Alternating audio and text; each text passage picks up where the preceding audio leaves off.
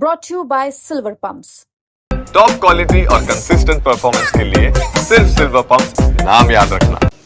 मेरे द्वारा जो बोला गया था कि मेरा ऐसा मानना है कि माननीय मंत्री महोदय की अमर्यादित टिप्पणी से शुरू होकर के जो हमारे द्वारा 5 सदस्यों के साथ मेरे द्वारा डाइस पर जाना और उसके बाद में ये 3 दिन तक गतिरोध होना, चाहे वह सदन के अंदर सदन की कार्यवाही चलने के दौरान हुआ हो, चाहे वह जब यहाँ पर सदन नहीं चला हो उस वक्त हुआ हो, वह संपूर्ण जो घटनाक्रम है वह वास्तव में खेदजनक है हमारे सबके लिए। क्योंकि खेद ये तो डाइस पर चढ़ना भी खेदजनक बताया है, संपूर्ण घटनाक्रम को अमर्यादित टिप्पणी को, फिर दूसरा आगे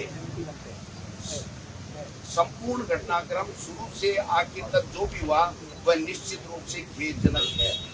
फिर तीसरी बात, आपकी व्यवस्था के मुताबिक हम पूरा सदन चलाना चाहते हैं, शुरू से लेकर आखिर तक बातों में खेदजनक है।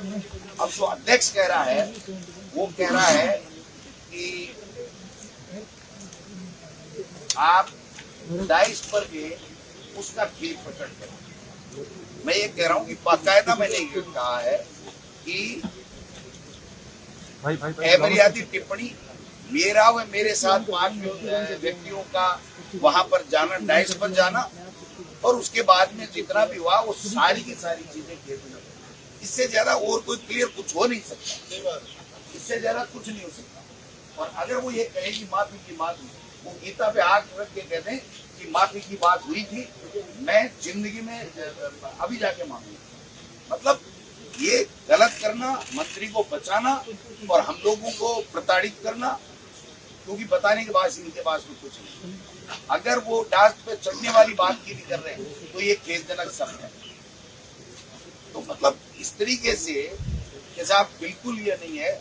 ये बताना इसलिए जरूरी था कि वो बार बार कह रहे हैं कि डास्ट पर चढ़ने को खेदजनक नहीं बोला, इसके अलावा उनकी कोई बात नहीं है। ये लिखा पड़ा है, ये प्रोसीडिंग की कॉपी है, आप कहो तो मैं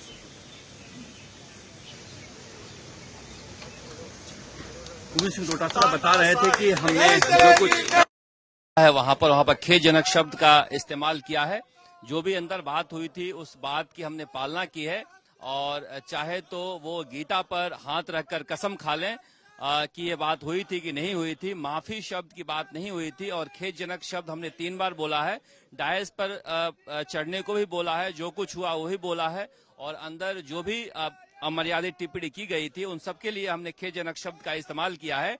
इसके बावजूद बीजेपी मंत्री को बचा रही है, मंत्री से माफी नहीं मंगवा रही है, जिसकी वजह से जो गतिरोध टूटना था वो नहीं टूट पाया है। वो कांग्रेस के तमाम विधायकों के सामने अपने पक्ष रख रहे थे कि अंदर क्या बात हुई थी और अंदर हमने उस बात को माना है। मगर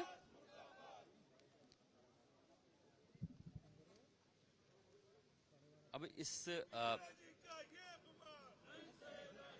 इस धरने के बाद क्या रुख रहता है, अगली रणनीति का इंतजार रहेगा हम सबको कि आखिर कांग्रेस अब इस धरने के बाद अगला रुख क्या अपनाएगी और क्या होगा।